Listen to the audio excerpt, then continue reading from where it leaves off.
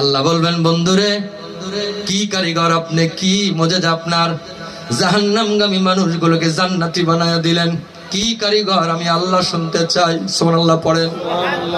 আমার নবীজি বলেন ওই মানুষগুলো জান্নাতে চলে যাবে, ফেরেশতারা বলবে কি ব্যাপার তোমরা তো জাহান্নামী ছিলে, জান্নাত পাইলে কেমনে?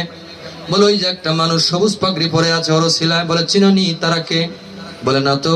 বলে তোরা তো বেঈমান, যার স্যাটিসফাই, যার সুপারিশে আজকে তোমরা জাহান্নাম থেকে জান্নাতে হয়ে গেলে, এর পরিচয় তো জানা দরকার আছে না নাই?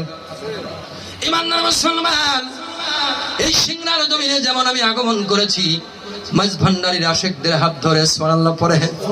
এখন সিংড়ার জমিনে যত বড় মাহফিল করি না কেন, যদি ভান্ডারীর কাউকে শ্রদ্ধা না জানায় আমার কি হাকিকত হইবনি? আমি তো সুগলখোর হয়ে যাব, ঠিক কিনা বাবা? বন্ধুরি আমার আল্লাহ বলেন কাফেরের চাইতে মারাত্মক মুনাফিক। কারণ মুসলমান মুনাফিক হয়, মুসলমান কাফের হয় না, মুসলমান মুনাফিক হয়। আর মুনাফিকের চরিত্র পিছন থেকে ছুরি মারা। কোথা থেকে? কারণ ওলি আল্লাহর সামনে আসতে পারবো না, ছুরিও ঢুকবো না, গুলিও ফুটবো না।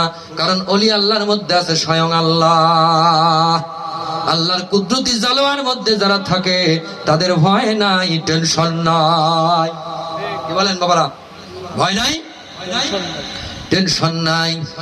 এবার আল্লাহর ওলির মতের মধ্যে, পথের মধ্যে যারা থাকবে, আমার আল্লাহ বলেন তারা অবশ্যই 1 বছর পর ঈদে মিলাদুন নবী পালন করবে। ঈদে মিলাদুন নবী পালন করবে। ঈদে মিলাদুন নবী এমন একটা টাইম রে বাবা, আল্লাহর নবী বুখারীর মধ্যে ইসমাইল মোহাম্মদ বুখারা লেখেন, এই কিতাবের মধ্যে বাবু ঈমান চ্যাপ্টারের মধ্যে লেখেন, যদি কেউ মিলাদুন নবী করার জন্য আলোচনা করলো, আমার আল্লাহ 2টা রহমতের ফেরেশতা ওর শরীরের মধ্যে ওই দিন থেকে সেটিং করে। নবী বলেন আল্লাহ কি ব্যাপার? বলে আজকের পর থেকে ঈদে মিলাদুন নবী হওয়া পর্যন্ত মুনকার নাকির কেরাবিন কাতিম, মারা যাওয়ার পর মুনকার নকির আর 2 কান্দের কেরাবিন কাতিবিন আমি নিষেধ করে দিয়েছি। ওরা মিলাদুন নবীর পাগল, খবরদার ওদের নেকি বদি কিছুই লিখবে না, শুধুই নেকি লিখবে।